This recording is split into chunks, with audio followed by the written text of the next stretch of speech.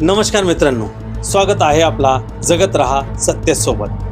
2025 मुंबई महानगरपालिकेच्या निवडणूक जवळ असल्याने राज्यात राजकारण व आंदोलन सुरू आहे। पण महाराष्ट्र सरकारने घेतलेला निर्णय मुलांवरती किती प्रभाव करेल याची नोंद घेतली का, आज आपण पाहू। हिंदी भाषा अनिवार्य केल्याने राज्यात खूप राजकारण चालू आहे, पण महाराष्ट्र सरकार यांनी हा नियम आणण्यापूर्वी मुलांवर होणारा प्रभाव लक्षात नाही घेतला असं दिसतंय। लहान मुलांवर त्यांच्या दप्तरावर भार शक्य आहे, ओझे वाढणार।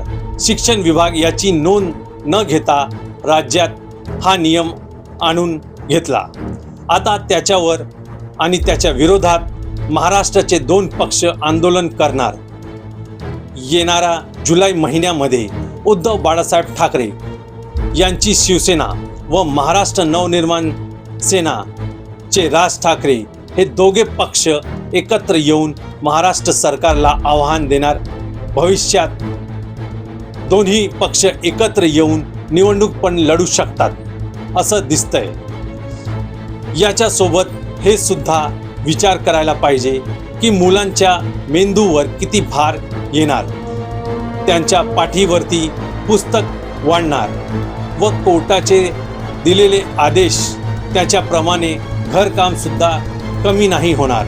महानगरपालिकेच्या निवडणुकीला बघून राज्य सरकार आपला निर्णय तातडीने घेत असल्याने मुलांचा विचार सुद्धा नाही करत आहे।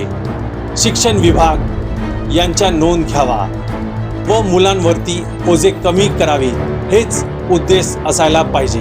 पण स्वतःच्या राजनीतीसाठी मुलांना ढाल बनवणारा व त्यांच्या बालपण अधिकार याच्यावरती विचार न करता महाराष्ट्राचे लोक आता ह्या विरोधात बाहेर येणार आणि आंदोलन करणार। जय हिंद, जय महाराष्ट्र।